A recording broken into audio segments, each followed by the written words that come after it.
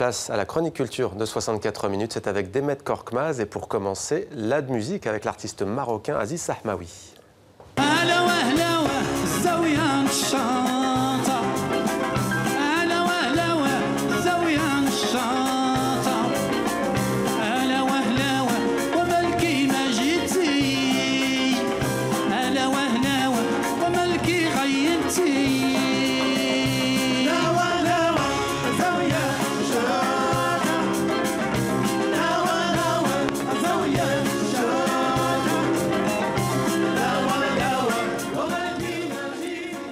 Bonsoir Demet. Bonsoir Mohamed. Vous retrouvez beaucoup de nos téléspectateurs ont sans doute reconnu Aziz Sahmaoui, fondateur de l'ONB, l'Orchestre National de Barbès.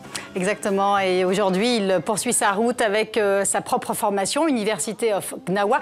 Il rentre d'ailleurs de sa tournée aux États-Unis. Il entame dès ce soir sa tournée européenne avec d'abord l'Allemagne, ensuite la Suisse, et il sera en France au mois de novembre pour présenter son nouvel album, Mazal.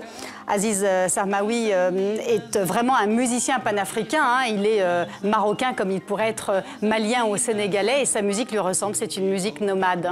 Mazal que l'on pourrait traduire par ça continue, en avant, on continue. On va changer de registre maintenant à Demet et d'époque aussi avec le musée Jacquemart André qui organise une exposition sur les portraits à la cour des Médicis au XVIe siècle. Oui, on est en pleine Renaissance italienne avec ses plus illustres acteurs, les Médicis, qui avaient été chassés du pouvoir. Ils reviennent à Florence et se montrer à travers ces portraits, c'est aussi une façon d'asseoir sa domination, d'étaler son faste, sa richesse. Et on voit également à travers ces portraits l'évolution de cet art du portrait, n'est-ce pas? On est en plein maniérisme qui est en rupture avec ce qui se faisait précédemment avec Michel-Ange, Léonard de Vinci ou Raphaël. Je vous laisse découvrir.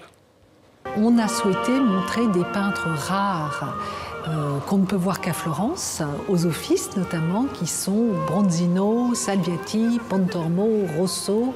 Alors ça sera d'abord un portrait de 3/4 et puis petit à petit le portrait va se développer énormément et à la fin du siècle on montre des portraits en pied, ce qui témoigne finalement de ce succès qu'a eu cet art-là tout au long du XVIe siècle et qui va se développer tout au long du XVIIe siècle et XVIIIe siècle. C'est un peu notre selfie de l'époque, hein, et à travers ces portraits, on peut bien revoir les figures, des figures qui sont, je dois dire, peut-être magnifiées, qui sont arrangées. Il y a eu un petit peu de Photoshop, j'ai envie de dire, des artistes de l'époque, où on voit une Éléonore de Tolède absolument magnifique, un Côme au regard presque doux, son fils François, ses sœurs, et puis tous les membres de la famille Médicis qui sont ainsi représentés. Voilà pour cette belle exposition. Demet, on va partir en Allemagne pour terminer avec l'ouverture de la Foire internationale du livre. Ça se passe à Francfort. Exactement. Francfort, c'est le plus grand rendez-vous littéraire au monde. Et cette année, c'est l'Indonésie qui est le pays hôte. Mais cette édition commence déjà avec un petit couac diplomatique. L'Iran a annulé sa participation en raison de la présence de Salman Rushdie, hein, je le rappelle, qui est toujours frappé d'une fatwa depuis son livre Les versets sataniques en 1988. Salman Rushdie est là pour son nouveau roman qui s'appelle 2 ans, 8 mois et 28 nuits. Hein, c'est un peu les 1001 nuits version Salman Rushdie. L'écrivain britannique réagit donc vivement à ce boycott de l'Iran. On l'écoute. Limiter la liberté d'expression, ce n'est pas uniquement de la censure.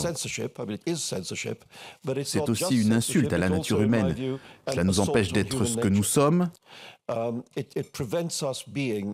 liberté d'expression n'est pas uniquement liée à une culture spécifique, c'est un concept universel, valable à tous les êtres humains. S'il doit y avoir un droit que l'on doit défendre, c'est celui-là, car sans cette liberté, les autres n'existeraient pas. C'était Demander le programme. Merci Demet pour cette chronique culture.